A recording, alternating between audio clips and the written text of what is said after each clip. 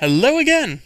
Right, as I was saying, don't look all this geography up on sort of Google Earth or maps or something, because to be quite frank, I don't really know the geography of Devon very well. I've only been there a couple of times, so this is purely off the top of my head, and it's in that general. I know that Dunstan is in Devon. It's in that general vicinity. It works. All right, that's all I need to know. I don't need to know there's a river running towards it. It's just a name. They continue down the dirt road to Dunstan, following the brook, their only companion, upon this road. And eventually they come to it. It's a rather large village. Of course, the church is at its centre, all this sort of stuff. And just so basically you have the village, and then around and to the... Well, actually, as you look at it... I'm just trying to work this out. As you look at it, the village is here, and then there's a lake that comes around it like that.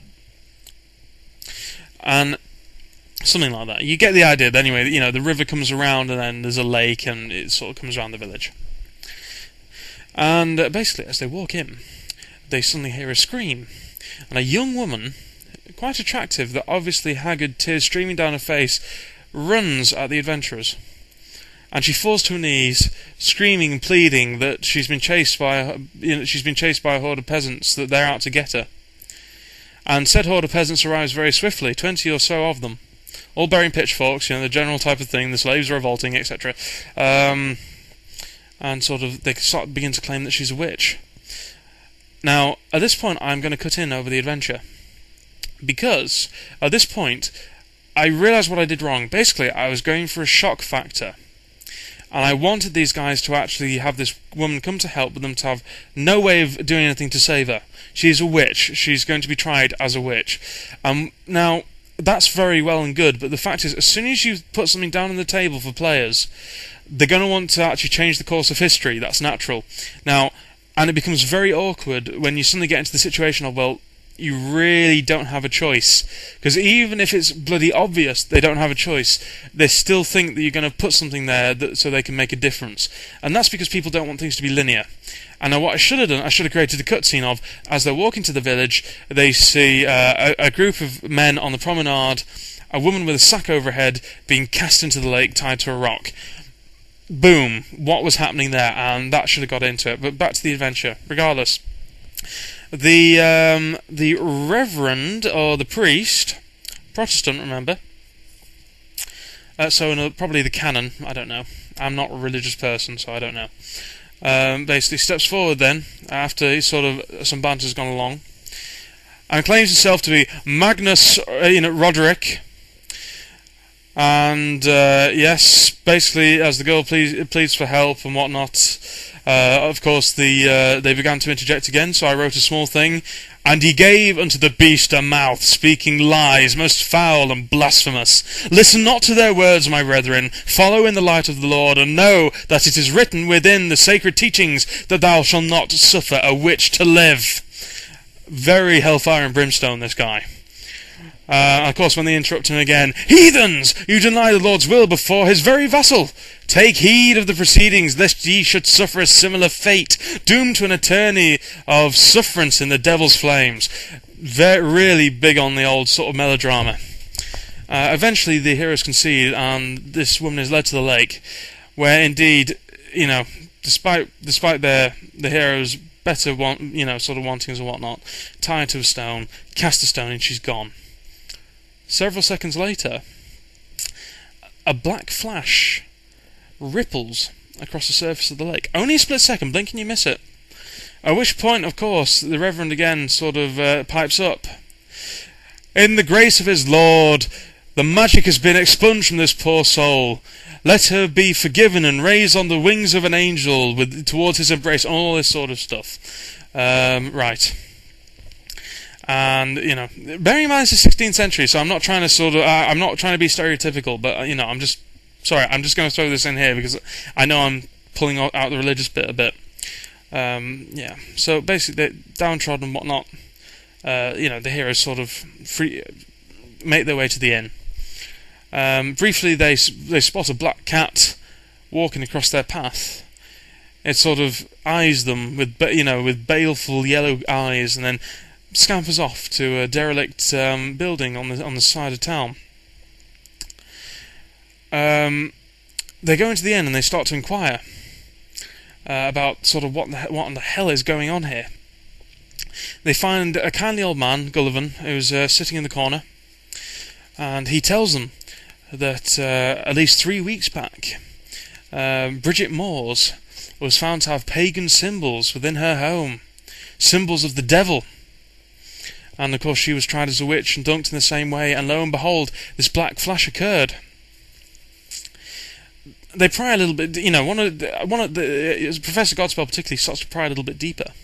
Turns out that 3 and a bit weeks ago, there was a man in dark robes who stumbled towards the town and collapsed by the side of the lake. They don't think much of this at first. In fact, they're more interested in exploring the surroundings. And the swordsman, Casavira Dara, does indeed go and check out this little sort of ramshackle hut where the cat went, which was indeed Bridget Moore's home. And yeah, it is derelict, no doubt about it. Sorry, bullshit. I'm getting my thing switched over. There's another derelict hut, but it's even more derelict because this one's had all the furniture stripped out. And indeed, in the back, where it can't be seen, there is what looks like to have been scraped off the wall, a symbol of a little horned man with leaves for hair. The devil, or the pagan green man. Take that one as you will. Casavir doesn't find anything else. Also, the other house is explored by the pirate. This one did belong. The girl who had just been convicted and tried was a girl named Gwen Harper. And this is where it's going to... I do beg your pardon, because I've just made it very confusing. Essentially, 3 weeks ago, Bridget Moores had the pagan symbology found in the house. She was tried as a witch. There was a black flash. The old Gullivan tells the heroes that not only Bridget Moores, but Cynthia Lember and Gwen Harper, who was the one they saw being cast into the lake, who both had ties to Bridget Moores, were also tried for being witches. And to make matters worse, poor Bridget, she had a black cat that she loved dearly. She lived on her own in this house that the pirate goes to investigate. She really didn't have a chance. So basically, yeah, it is just a one-person home, is all he discovers. So, of course, inevitably, sort of talk turns back to the man in the black robe. And with a little, Gullivan tells them where they can find his grave, to pay their respects, because Godspell has this awesome idea that he can basically fool Gullivan into thinking that the man in the black robe was Godspell's former mentor in the ways of religion and science, which was a really nice way to do it. And so essentially, Gullivan is very sympathetic. This man is, Godspell's lost his master. What a shame that, there's obviously some affection between them, whatever. Platonic affection, not, anyway. So they go and explore the grave. It's simply a dirt pauper's grave that's obviously been dug over quite recently. Grass is just beginning to grow back. And then they actually find out some information that in actual fact the man himself, they also find out, was not carrying anything. And if you remember, they learnt at the inn, a day's travel back, that he ran off carrying a black leather-bound book. And this is where they begin to have suspicions. And they also begin to suspect that the Magnus, the priest himself, has been in on some sort of conspiracy. But this is great because I actually managed to string him along as a case of, yeah, he is. Wait, no, he isn't. Maybe he is. No, he's definitely not. And I kind of got them to really think about it, which is great. But then what they began to think is, well, maybe, just maybe, he was carrying the book.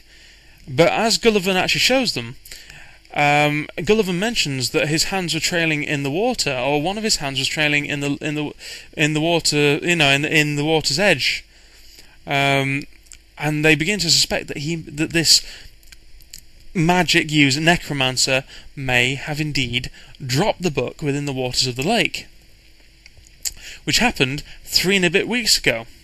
They also find out that every week since then, basically, a witch has been killed with the start of Bridget Moore's, because people have started to disappear. And not only that, so basically four or so people, maybe less, maybe 2 people are disappearing a week at a very specific time. Not only that, but young children are starting to be found dead in their cots, just completely lifeless. And there's something really bad going on here. And following the path of Solomon Kane, it's up to them to find out what on earth the problem is and to right it. And unfortunately, again, I'm going to have to go on to another part. So I shall be right back, and I shall continue this epic tale of epicness. Won't be a mo.